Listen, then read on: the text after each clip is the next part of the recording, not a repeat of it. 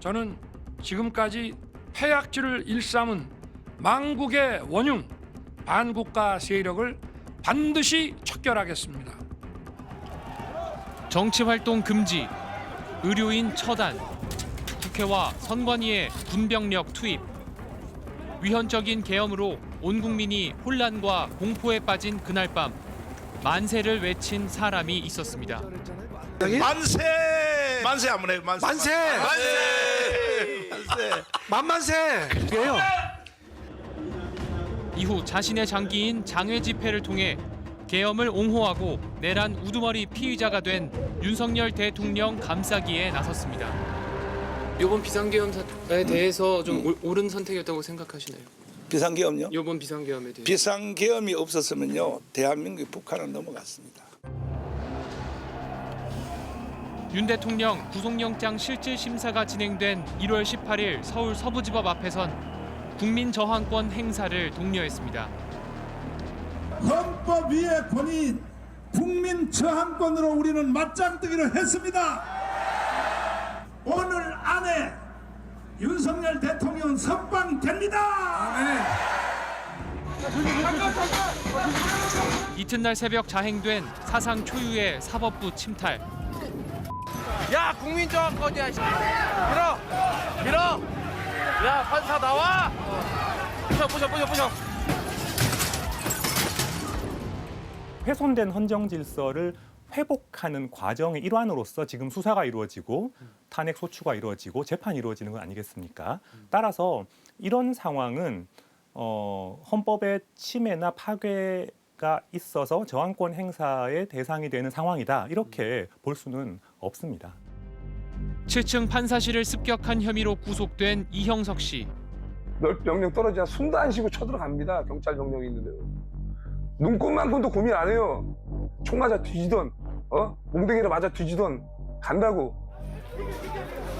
본인도 법원에 난입하면서 시위대에 난입을 도운 혐의를 받고 있는 윤영보 씨. 윤석열 지지자면 같이 싸우라고! 자, 이대로 가면 윤석열 대통령 바로 죽습니다. 구속된 폭도 가운데는 사랑제일교회 특임전도사 2명이 포함돼 있었습니다. 고난 극복. 야, 오늘 추쟁의 전사로 전광훈 목사님이 사랑제일교회 전도사로 오늘 임명을 했더라니까. 박수. 야. 이들은 과거 전광훈 목사와 대립해오던 다른 목사의 교회 앞에서 인신공격성 시위를 해오다 위자료를 물어줬습니다. 특히 이형석 전도사는 사랑제일교회 재개발 알박기 사태 당시 화염병을 던지다 징역을 살기도 했습니다. 결국 전 목사는 내란 선동 혐의 등으로 경찰의 수사선상에 올랐습니다. 그러자 전 씨는 전도사들과는 잘 알지도 못한다며 꼬리 자르기에 나섰습니다. 교회 측도 일요일 예배 참석자가 10,000명을 넘는다며 사랑제일교회에 참석한다는 이유만으로 교회와 엮어 명예를 훼손하지 말라고도 했습니다. 우리 교회를 다니고 있고 주차장에 이제 다니면서 가끔 인사하면 인사할 정도, 이 정도의 관계지. 내가 무슨 아니 그런 애들하고 내가 대화할 군번입니까 제가? 미국 아틀란타에 가면은 마틴 루터 킹 주니어 목사의 기념관이 있거든요. 그 정문에 뭐라고 써 있냐면 기독교인에게는 비폭력이 아니면 기독교인으로서의 존재 의미가 없다라는 그런 글이 써 있거든요. 어떠한 언어적 혹은 행위적 폭력을 조장하거나 선동하거나 참여하는 것은 기독교적이거나 성경적이라고 보기는 어렵겠죠.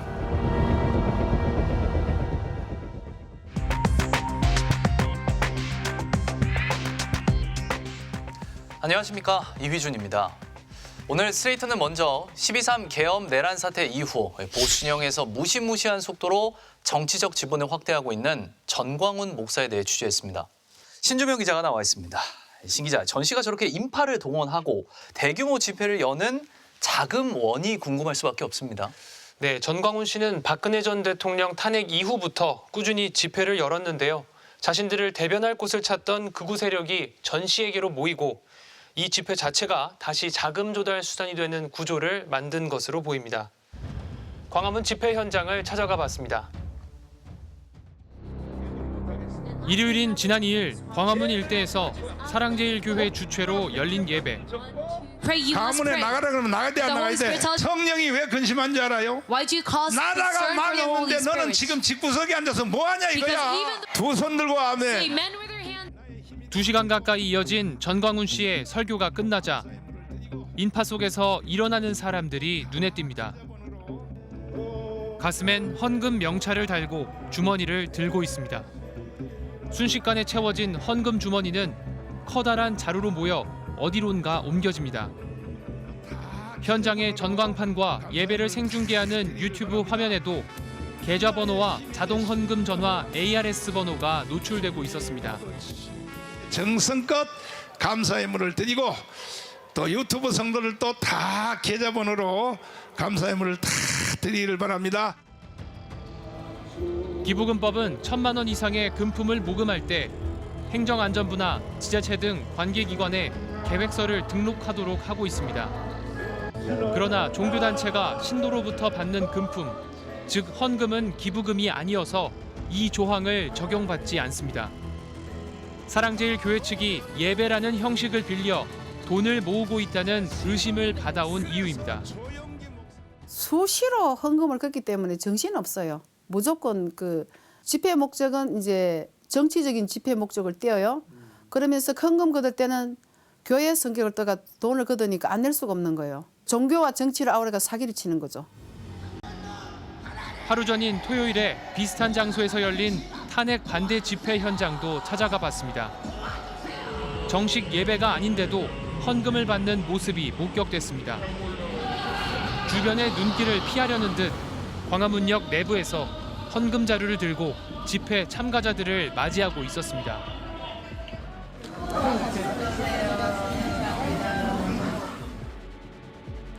사랑제일교회가 헌금 등의 명목으로 벌어들이는 돈은 연간 1,000억 원에 달하는 것으로 알려져 있습니다. 내가 한 주에 돈을 10억씩 쓴다니까 10억씩. 모든 행사 비용, 광화문에 있는 모든 단체들요. 그거 우리 교회에서 헌금으로 지원 안 하면요. 그게 그래서 우리 교회 또 요거 때문에 또 고발할 놈들이 또 있어요. 나는 돈 필요 없는 사람이요. 헌금만이 아닙니다. 집회 현장 한쪽에 설치된 부스. 광화문몰이라는 현수막을 내걸고 책과 식품 등을 팔고 있습니다. 인터넷에서 주문할 수 있어요? 쇼핑몰 사이트에는 가습기, 영양제, 설 선물 세트 등 다양한 제품이 올라와 있었습니다. 이익이 정광훈 목사가 가지려고 하는 게 아니거든요. 포인트로 해서 여러분들이 사는 양만큼 그 돈을 여러분에게 돌려줘서 그래서 우리는 제3의 국민연금을 만들어서 공급을 한다. 그래서 이에 우리가 화장품을 만들었습니다. 쇼핑몰 운영업체의 법인 등기를 확인해봤습니다. 전 목사의 아들 전해녹 전도사에 이어 딸 한나 씨가 대표이사로 등재돼 있었습니다. 집회 현장에 설치된 또 다른 부스. 시니어 특가 최신 폰 무료라고 적힌 알뜰폰 업체 퍼스트 모바일에 현수막이 걸려 있습니다. 역시 전 씨의 딸 한나 씨가 지분 60%를 보유한 업체가 운영하고 있습니다. 알뜰폰 사업을 시작한 건 지난 2023년 3월. 첫 달에 11명에 불과했던 가입자는 5개월 만에 10,000명을 넘겼고 최근엔 32,000명까지 늘었습니다. 이제 통신사 이동을 1,000만 개를 해야 돼. 1,000만 개. 뭐라고요? 이 사건은 부탁이 아니라 명령입니다. 저 참여해야 돼 안 해야 돼? 안 하는 사람들은요 생명책에서 이름을 지워야 돼. 광화문몰과 퍼스트모바일은 사랑제일교회 인근의 한 빌딩 2층과 3층을 나란히 쓰고 있습니다.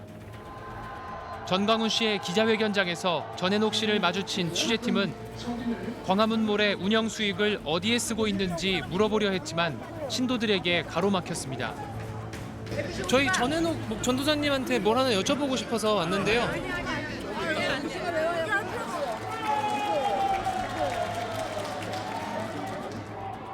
퍼스트 모바일 측은 집회는 홍보 차원에서 참여했으며 기업의 독립적인 마케팅 활동의 일환이라고 밝혔습니다. 수익 사업은 여기에 그치지 않습니다. 일명 선교카드. 사랑제일교회 장로인 조모 씨가 대표로 있는 청교도 콜센터가 지난 2004년 농협카드와 제휴해 만든 신용 체크카드입니다. 가입자의 총 사용 금액이 연간 100억 원 미만이면 사용액의 0.3%가, 100억 원 이상이면 0.4%가 청교도 콜센터가 지정하는 계좌로 입금됩니다. 선교카드 가입자 수는 4만여 명, 최근 2년 사이 2배로 늘었는데 60대 이상이 85%를 차지하고 있습니다. 요 선교 카드를 가지고 사용하면 요 중에서 사용 금액의 0.2%가 컴퓨터로 그냥 돈이 나한테로 넘어와요. 아멘. 이걸요, 만약에 기독교인들이 1000만 명이 이걸 쓰면요 1년에 20조가 생겨요. 집회 현장에선 전 목사의 딸이 발행하는 유료신문 구독 판촉 행사도 진행되고 있습니다.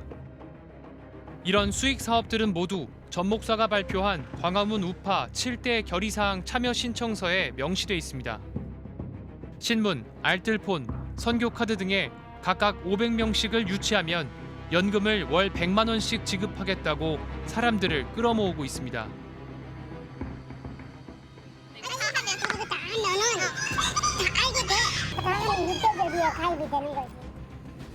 이런 신기루 같은 연금 선교는 전 목사가 과거부터 즐겨 써오던 방식입니다.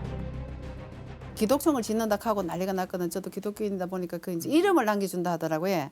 그러면서 연금조로 준다고 이런 얘기를 했어요. 한 몇 번 했어요. 연금처럼 준다? 예. 혹시 좀 구체적으로 안 해줬기 때문에 제가 쏘갔죠. 애국 파리를 하면서 종교 파리를 하면서 성금을 거두고 모든 카드 다 발행해가 수입을 창출하는 사이비 교주일 뿐입니다. 극우 보수층에 대한 정치적 영향력을 바탕으로 추종자를 모으고 이들로부터 돈을 끌어모아 이 돈으로 대형 집회 등을 열며 다시 정치적 영향력을 확대하는 순환 구조를 만들어낸 전광훈 목사. 스트레이트는 해당 업체와 사랑제일교회 측에 수익 규모와 사용처 등을 여러 차례 물었지만 답변을 받지 못했습니다. 정치적인 지분과 경제적 이익과 종교적인 세력을 얻는데 최적의 기회가 바로 탄핵 반대 집회가 아니었을까라는 생각입니다. 음모 기업가적인 성격과 광신도라고 하는 성격과 또한 동시에 정치인이라고 하는 성격이 합쳐져 있는 그런 아주 특수한 모습을 보이는 게 전광훈 씨의 본질이 아닐까라는 생각입니다. 종교와 사업, 정치가 합쳐졌다. 즉 더 큰 문제는 전광훈 씨가 이끄는 극우 세력이 보수 여당까지 잠식해가고 있다는 점 아니겠습니까? 네, 전 목사가 어떻게 정치적 영향력을 키워왔는지, 국민의힘과 전 씨의 공생관계는 어떻게 탄생했는지 추적했습니다. 1983년 사랑제일교회를 설립한 전광훈 목사. IMF 외환 위기가 터진 이듬해인 98년 청교도 영성훈련원을 차리고 전국 각지의 교회를 돌며 부흥사로 나서면서 유명해지기 시작했습니다. 여기 교회가 감리교요, 감신.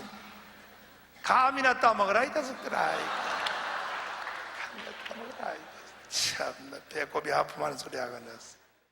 붕에 갈 때 있으면 여기 돈 벌러 갔지 왜 오겠어 여기에. 그것도 붕해하러 가는 것도 아니고 돈 벌러 가는 거지. 다 알아요, 다 알아네. 나 여러분 속에 들어가서 목욕하고 온 사람인데.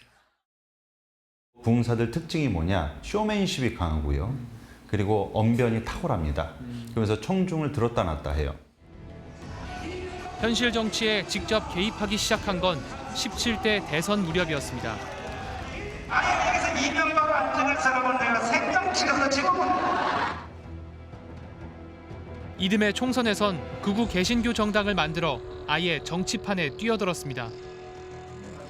10여 년 뒤 전 목사는 내부 비리로 상당수 교단이 탈퇴한 한국기독교 총연합회의 대표 자리를 차지한 뒤 주요 교단에서 이단으로 방출된 목사들을 가입시키며 세를 더욱 키웠습니다.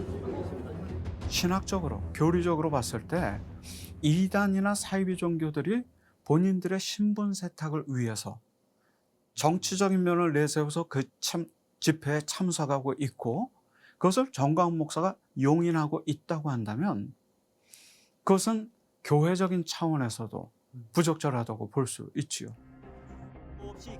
그리고 이듬해 박근혜 전 대통령 탄핵 후 문재인 정부가 출범하자 전 씨는 이른바 태극기 집회를 주도하기 시작했습니다. 청와대 앞 집회에서 신성모독성 발언도 쏟아냈습니다. 나 하나님 보좌를 딱 잡고 살아요. 딱 잡고. 하나님 꼼짝 마. 하나님 까불면 나한테 죽어. 우리가 이름만 대면 다 아는 교단의 목사들이 정광훈은 이단이다라고 공개적으로 말을 못하는 거예요. 특히 대형교회 안에 뿌리 깊게 널려있는 정광훈 지지 세력들에 대한 눈치. 이런 것들이 결국 이 양반들이 결단을 못하게 만들고 침묵하게 만드는 거죠. 일부의 극단적 목소리일 줄 알았는데 지지율 하락에 허덕이던 당시 자유한국당 황교안 대표, 나경원 원내대표, 오세훈 현 서울시장, 홍준표 대구광역시장 등 현 여권 주요 인사들도 전 씨의 집회에 모습을 드러냈습니다.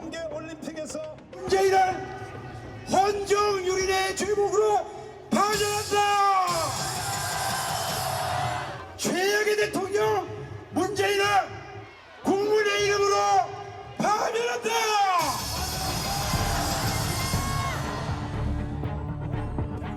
영향력을 넓히려는 극우 종교인과 벼랑 끝에 몰린 정치인들의 이해관계가 맞아떨어진 공생관계가 탄생한 겁니다. 보수를 타락시키고 있는 것 같아요. 그리고 보수를 약간 비정상적인 약간 혐오감이 들만한 집단으로 점점 이미지를 대표로 만들고 있어가지고 극우 유튜버들과 정광훈 목사 같은 사람이 보수에 대한 비호감을 키우는 역할을 하고 있는 것 같다. 그렇지만 총선을 1년 앞둔 2023년 재보궐선거. 텃밭이었던 울산에서 국민의힘은 패배했고 과거 전 목사가 공천을 요구했다는 폭로까지 나왔습니다. 나의 사람 몇 명은 공천해준다 이런 식으로까지 요구를 해왔다는 겁니까? 몇 명이면 이해가 되죠. 혹시 몇십 명이었습니까 그러면? 그 정도 얘기하시죠. 말도 안 되는 요구를 했습니다. 극우 세력에 끌려다닌다는 비판이 나오자 국민의힘은 선긋기를 시도했습니다. 정광훈 목사가 우리 당의 공천에 관여하고자 하는 목적으로 본인의 지지자들에게 당원 가입을 선동하는 등 부적절한 행위를 지속하고 있습니다. 비상계엄을 선포합니다. 하지만 12.3 비상계엄과 내란 사태 후 윤 대통령 탄핵 정국이 이어지자 궁지에 몰린 국민의힘은 다시 전 목사에게 손을 내밀고 있습니다. 이 잘하면 대통령 되겠어. 잘하면 대통령 되겠어. 아유 감사해. 하지만 저희들이 국회에서 더불어민주당과 좌파들의 내란 선동에 일부 의원들이 굴복해서 책임을 다하지 못했습니다. 정말 죄송합니다, 여러분. 민노총 집회는 뭐 엄청나게 많이 가서 거기서도 굉장히 위태위태한 발언도 하고 그러는 걸 알고 있는데 거기에 비하면은 뭐 아직까지 우리가 그 문제 삼을 정도까지는 아니라고 보는데 지금 계속해서 워치하고 있습니다. 전 씨는 유튜브 채널과 자유마을이라는 조직을 통해 즉시 엄청난 인력을 동원할 수 있는 네트워크를 갖췄습니다. 이 네트워크를 통해 내란을 옹호하는 궤변과 부정선거 음모론, 폭력을 정당화하는 선동이 급속하게 퍼져나가고 있습니다. 정광훈이라는 사람이 일종의 그런 조폭 같은 사채업자 같은 역할을 이렇게 더러운 일들을 해주는 일들을 하는 건데 아무리 절박하고 위기에 닥쳐도 손 내밀지 말아야 돼. 그런 존재다. 근데 이제 자꾸 사람들이 급하니까 정광훈에게 손을 내밀었다가 정광훈을 계속 괴물로 만들고 그 부정적 영향이 한국 사회 전체로 스며들어가고 있다. 그런